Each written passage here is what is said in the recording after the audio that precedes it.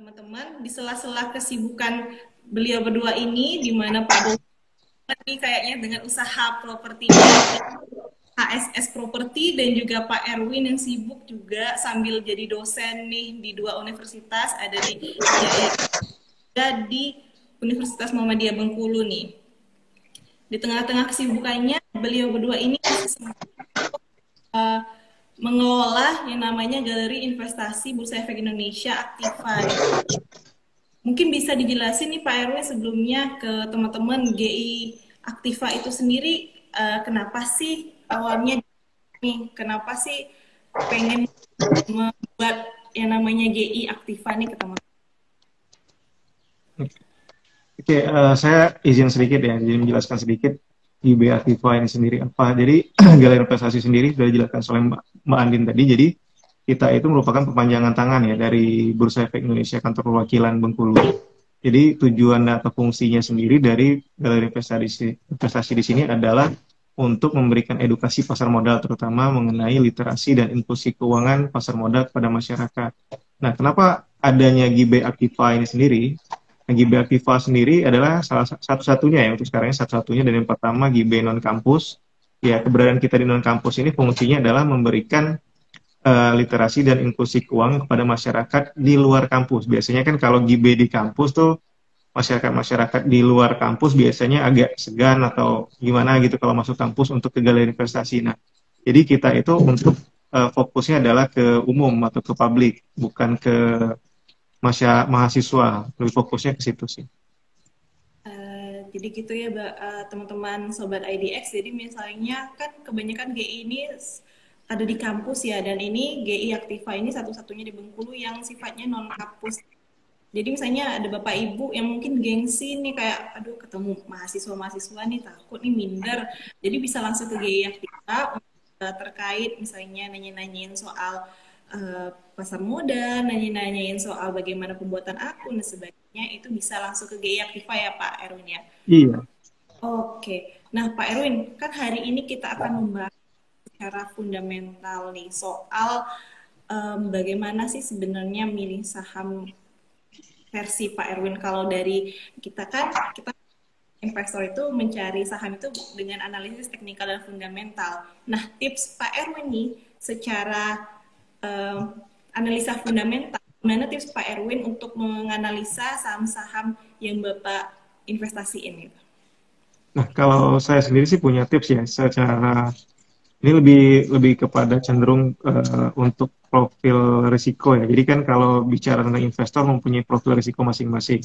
Nah, kalau saya sih berinvestasi biasanya melihat fundamental, terutama fundamental perusahaan. Karena saya investasi itu melihat dari sisi value investing ya. Jadi bagaimana kita membeli saham di bawah nilai wajarnya kalau bahasa saya itu. Jadi beli barang mahal teman di harga yang kategori sedang terdiskon atau lagi murah di bawah harga pasarnya. Nah, beberapa hal misalnya yang menjadi acuan saya dalam membeli saham perusahaan itu, ada yang pertama saham-saham perusahaan yang memang kita kenali perusahaannya tadi. Melalui apa kenal perusahaan tadi? Melalui produk-produknya. Jadi produknya itu berada di sekitar kita sendiri. Nggak usah cari jauh-jauh deh misalnya. Saya kasih contoh misalnya kita menggunakan barang-barangnya yang hasil produksi dari emiten Unilever misalnya. Oke deh, kita beli sahamnya Unilever, paling gampangnya kayak gitu. Dan lihat juga dari perusahaan, umur perusahaannya yang paling saya lihat juga. Misalnya kalau dari 10 tahun lalu nih Unilever masih sampai sekarang, kurang lebih ya kalau analisa saya, ini masih kita tetap membutuhkan produk-produk dari Unilever ini 10 tahun ke depan. Nah, jadi itu salah satunya. Kemudian yang kedua, lihat juga dari market kapitalisasi dari emiten tersebut. Nah, paling gampangnya lihat market kapitalisasinya, lihat di laporan keuangannya. Kita kan tahu nih seberapa besar kemampuan modal dari perusahaan tersebut. Semakin besar market kapitalisasinya, maka akan makin baik bagi perusahaan tersebut. Dan bagi investor bagaimana? Kalau bagi investor semakin besar market kapitalisasinya akan makin nyaman dia berinvestasi pada perusahaan tersebut. Paling gampangnya sih simpelnya seperti itu. Jadi kalau orang kadang-kadang nanya ke kita ya, tanya ke saya, Pak, gimana Pak perusahaan yang bagus sahamnya itu ya? Kamu gunain produk apa, kemudian kamu lihat listing nggak dia di Bursa Efek Indonesia. Kalau listing sudah beli sahamnya aja. Jadi kita bukan hanya sebagai konsumen atau customer di situ. Jadi juga kita juga sebagai pemilik dari perusahaan tersebut. Paling gampangnya kan gitu. Itu yang biasanya yang paling sering saya sampaikan kepada mahasiswa atau kepada masyarakat umum. Gitu. Oke, gitu ya. Kalau dari sisi Pak Erwin, begitu ya teman-teman cara Pak Erwin menyikapi untuk fundamental. Analisis ini kan sebenarnya kalau luas ya, cuman kalau kita mau kerucutkan, simpelnya memang teman-teman bisa melihat tuh gimana kualitas dari kita, kalau dari segi fundamentalnya, gimana kualitasnya perusahaan, gimana penerapan good corporate governance-nya, terus keuangannya, lalu bagaimana citra perusahaan itu di masyarakat. Ya, karena sebenarnya secara fundamental itu kan menganalisis fundamental tujuannya untuk investasi jangka panjang ya teman-teman. Jadi memang harus simak dan menganalisis gampangnya itu analisis fundamental ini lebih ke bagaimana kita yang tepat. Benar kata Pak Erwin tadi, kita harus cari valuasinya yang tepat gitu ya. Di mana sahamnya bagus tapi harganya lagi murah. Nah, kalau teknikal nantinya teman-teman itu timing, bagaimana timing yang tepat untuk menentukan kapan sih sebenarnya kita harus beli dan jual saham tersebut. Itu kalau dari segi teknikalnya ya teman-teman ya. Nah, pengalaman Pak Bowo nih, gimana nih Pak Bowo kalau milih saham? Apakah pakai tips dari Pak Erwin tadi, garis besar, atau ada tips sendiri nih secara fundamental kalau Pak Bowo memilih saham?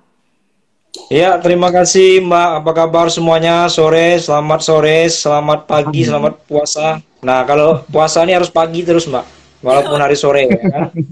Semangat Ya, pagi. siap. Siap, terima kasih Mbak. Kalau saya mulai bergabung itu mungkin tahun keduanya Bursa Efek berdiri di Bengkulu ini, dan dikenalkan juga dengan Pak Erwin waktu itu. Memang kita sempat membaca di Palembang waktu itu udah banyak yang investasi di BI, namun di Bengkulu sedikit terlambat kita. Nah, tips kita biar semuanya mungkin ya, teknik ya di fundamental, mungkin ada trading di teknikal. Bagi saya secara pribadi, saya melihat sektor dulu Mbak, melihat sektor dulu, trennya di mana, kemudian profil dari perusahaan, manajemen, sudah berapa lama manajemen berjalan. Karena kan saya juga seorang pengusaha, jadi saya paham betul kalau manajemen yang nggak bagus, bagaimana mau mengoperate perusahaan ya kan, nanti bisa KO di perusahaan itu. Nah, kemudian juga baru kita, benar kata Pak Erwin tadi, ya, market cap, kemudian juga ada analisa seperti yang lain seperti first book value, dan juga ada PER, mungkin first ending ratio yang di perusahaan bisa kita lihat di situ. Namun juga bisa kita lihat kinerja perusahaan secara 5 tahun lah paling kita analisa itu bertumbuh, paling tidak labanya trennya naik dari tahun ke tahun.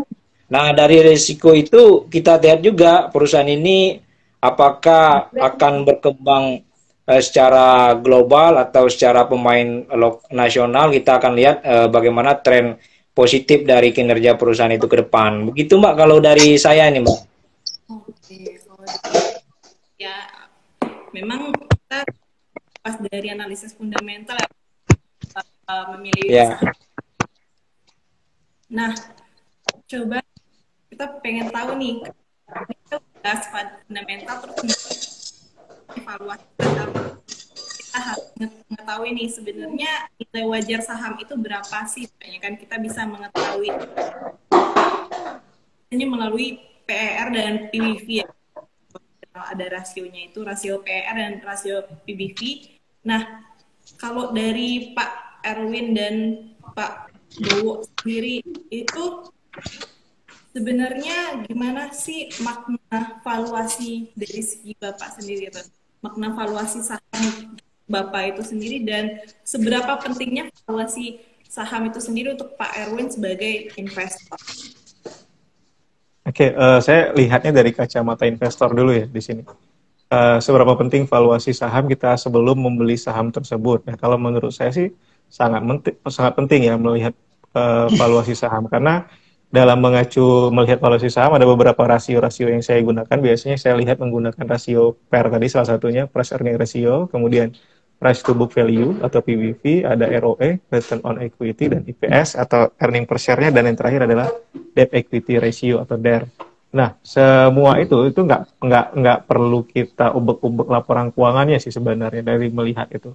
Ada karena fitur-fitur dari sekuritas itu sebenarnya sudah bisa kita lihat. Misalnya nih kita lihat, saya nggak sebut nama sekuritasnya, nanti ditakut bilang promosi ya.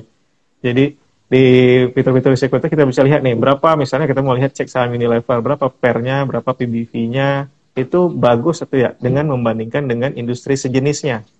Nah kalau baik atau di atas rata-rata, berarti itu bagus. Berarti itu salah satu kecenderungannya untuk kita memilih saham tersebut untuk dibeli, menurut saya sih itu.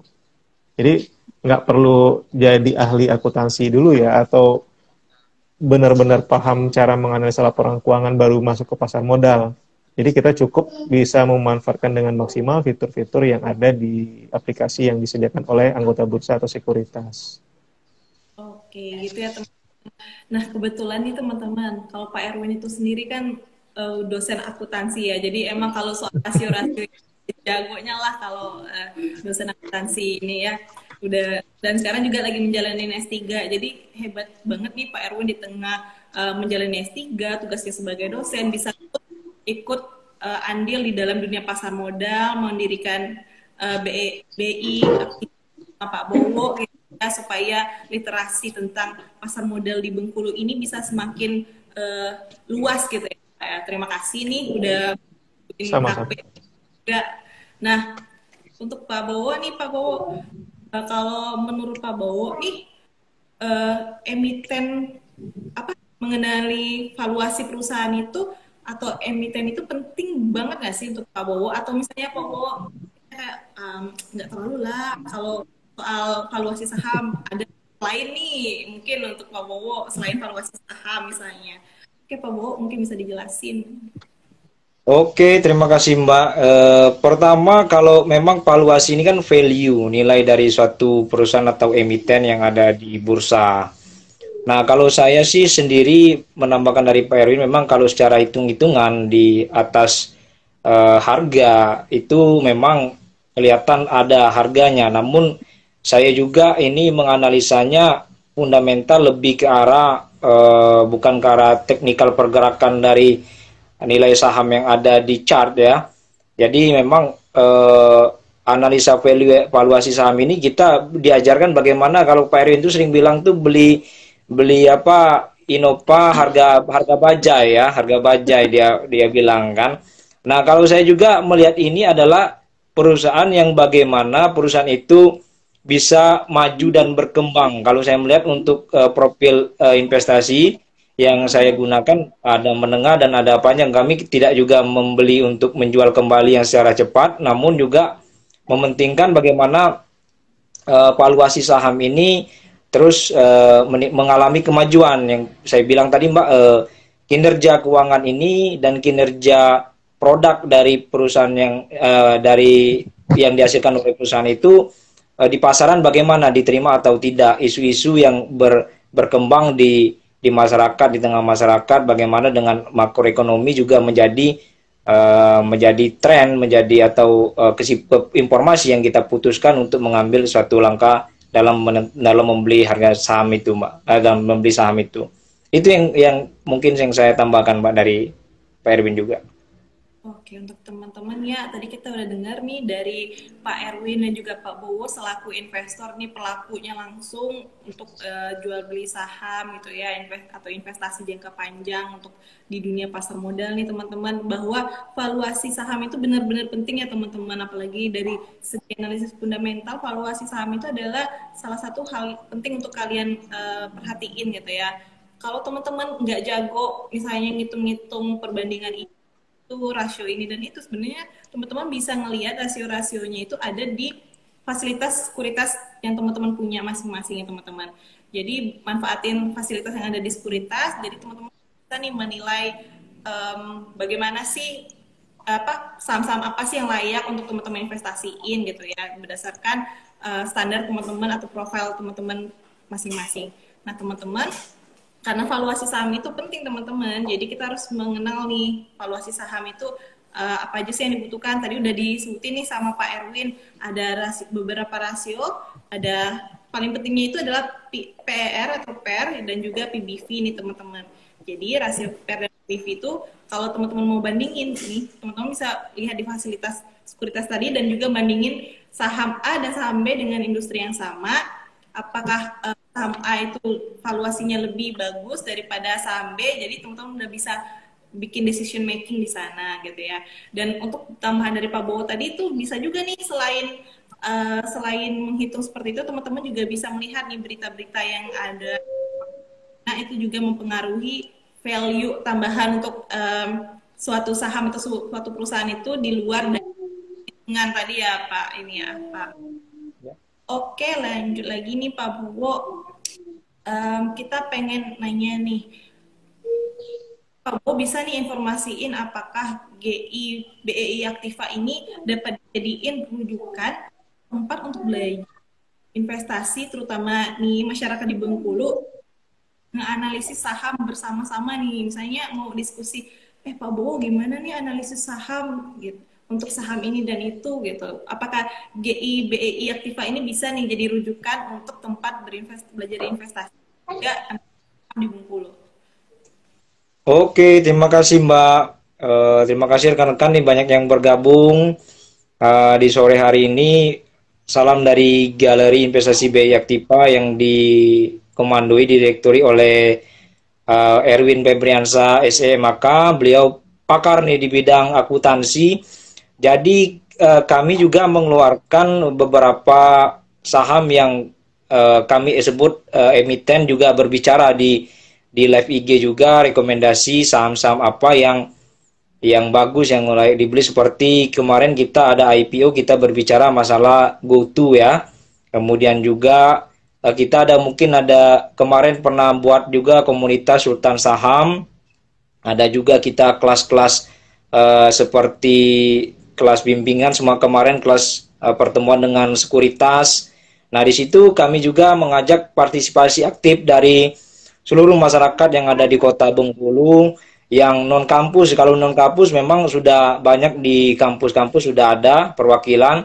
Nah, ini non kampus kami terbuka nih Mbak, tapi jangan 24 jam. Nah, terbuka kita mau diskusi dengan pakarnya nih, ada Pak Erwin sudah juga WPPE kan, sudah Wakil Perdagangan Efek, sudah ada lisensi kawan-kawan.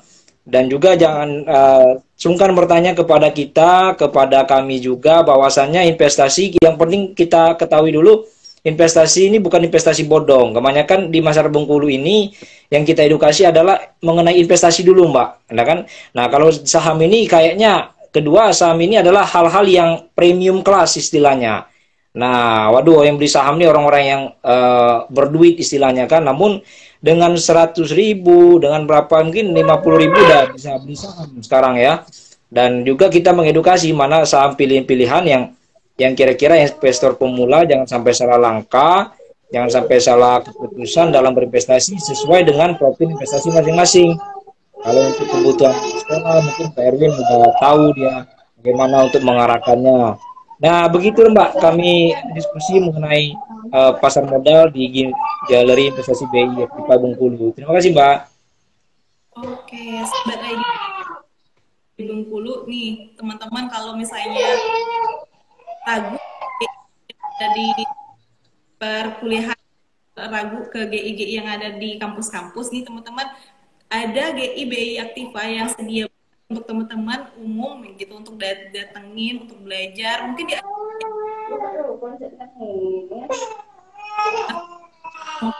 komunitas IDX ini bisa untuk bikin acara semacam edukasi bersama. Nah, saya ada pertanyaan nih, nah sebenarnya kadang masuk ke kadang tuh bahasa yang simple aja sih Pak. Tips dari Erwin nih memberikan informasi secara simpel gitu ke masyarakat umum terkait misalnya valuasi saham atau tips-tips tentang pasar modal gitu Pak Erwin. Oke, mungkin boleh diulang sedikit yang Mbak Adin, tadi keputus-putus ya saya dengar suaranya. Oh, sorry Pak Erwin. Ya, Mungkin Pak Erwin bisa nih kasih tips gitu. Kalau untuk yang pemula atau misalnya hmm. yang belum tahu banget nih soal pasar modal, gimana sih eh, Pak Erwin itu biasanya ngedukasiin masyarakat-masyarakat umum yang memang belum tahu sama sekali gitu sama pasar modal, terutama teman-teman yang korban investasi bodong nih biasanya kan agak susah tahu sama investasi yang legal kan, itu gimana Pak Oke. Erwin menghadapinya tuh? Oke, yang sering kita hadapi ya, atau yang sering kita dengar itu biasanya kadang-kadang ada image-nya seperti ini. Saham itu diidentikan dengan judi, judi diidentikan dengan saham. Artinya saham yang benar-benar saham itu dianggap orang ini judi nih. Yang judi dibungkus seperti ini saham. Jadi sehingga di masyarakat yang sering terjadi ini adalah image saham atau image pasar modal ini jelek, padahal yang kurang itu adalah edukasinya dari kita, mungkin saya rasa seperti itu. Kemudian tergantung dari keinginan atau kemauan si calon investor tadi belajar. Nah, ada dua hal yang mesti kita lihat sebelum berinvestasi, yaitu ada dua L, legal dan logisnya. Itu yang pertama yang sering kita bahas atau kita beritahukan kepada masyarakat. Legal di sini artinya apa? Perusahaan-perusahaan investasi tadi tercatat tidak di OJK perusahaannya tadi. Itu satu. Itu secara legalitas ya. Kemudian yang kedua, logis tidak. Logis tidaknya seperti ini paling gampangnya. Yang dijanjikan biasanya kepada investor kan hal-hal yang manis tanpa risiko bahkan kadang-kadang ya. Jadi kalau saya bilang investasi itu tanpa risiko itu bukan investasi, itu jelas-jelas penipuan. Kalau bahasanya nih Pak, nggak berinvestasi aja di sini, kemudian nggak ada resikonya. Sudah, kalau saya garis bawahi itu adalah penipuan. Kalau ada resikonya itu pasti ya semua investasi. Nah itu kita bisa hindarin nggak Pak resikonya? Resiko itu nggak bisa dihindarin. Kalau bahasa saya adalah kita manage atau kita atur resikonya. Dengan bagaimana? Dengan pertama kita memahami dulu kita ini profil resikonya yang bagaimana nih. Profil investornya ya. Yang agresif kah atau yang absolut? Nah kita harus tahu dulu nih. Kita masuk kategori yang mana. Kemudian untuk belajar sebenarnya banyak wadah ya bagi investor di sini. Nah, salah satunya yang digaungkan oleh Bursa Efek Indonesia adalah sekolah pasar modal. Nah, sekolah pasar modal itu kan biasanya rutin tuh diadain bekerjasama dengan sekuritas, dengan galeri investasi. Tinggal kita selaku investor pilih nih waktu yang mana mungkin kita mau ambil. Karena SPM itu menurut saya penting ya untuk wadah investor-investor pemula yang mau belajar. Nah, kita juga biasanya dari GB Aktiva sama Mas Bowo juga itu kita kemarin baru juga bahas mengenai istilah-istilah di pasar modal yang part satunya. Nanti kena ada kelanjutan-kelanjutannya. Karena kita ingin mengenalkan kepada masyarakat luas ini istilah-istilah di pasar modal.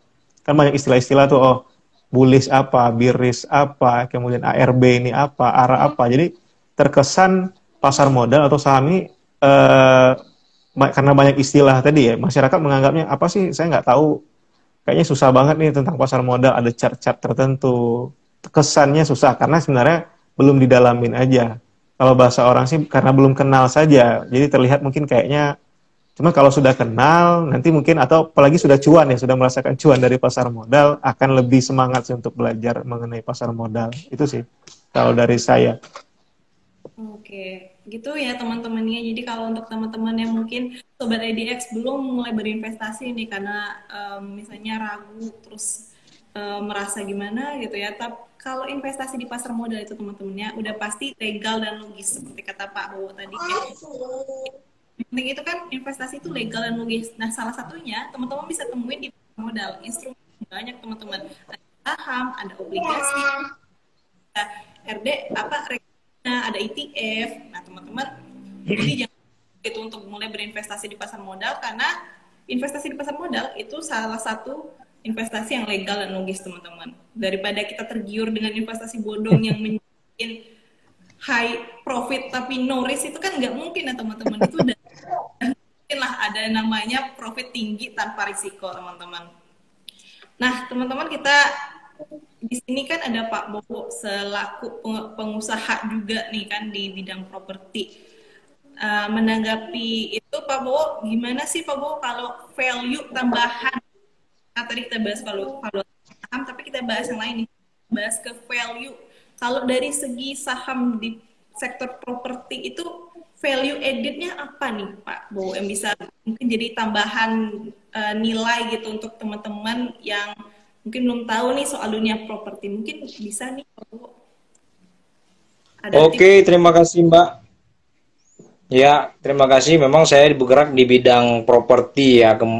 Untuk saham-saham jenis emiten di dunia properti itu mungkin ada saham-saham raksasa properti seperti contoh Ciputra, BSD ya kan, Sinarmas Land, Pakuwon, PKWon ya. Nah, itu kan mereka kelasnya kelas atas ya kan, mengandalkan nilai-nilai tentang bagaimana mall, bagaimana hotel, bagaimana menyediakan tempat pariwisata. Nah, itu yang di value-value dari perusahaan properti yang besar. Nah, di perusahaan properti yang besar ini, kita kalau mau melihat value dari mereka, kami melihatnya jangka panjangnya. Seperti mungkin perusahaan yang dimiliki Bong Chandra, Trinity ya. Dia mungkin ada project lagi, setelah ini ada project lagi, berapa banyak projectnya, kemudian bagaimana cara dia untuk memasarkan di project itu, kemudian juga bagaimana investasi masuk ke project mereka. Nah, itu jadi value dari mereka juga, bagaimana mereka mengkonsep dari produk apartemen, misalnya hotel yang mereka bangun, kondotel atau perkos yang dia bangun itu diterima oleh masyarakat. Nah, itu atau strategisnya. Kalau di properti kan ada lokasi, cara memilihnya, lokasi, dan lokasi.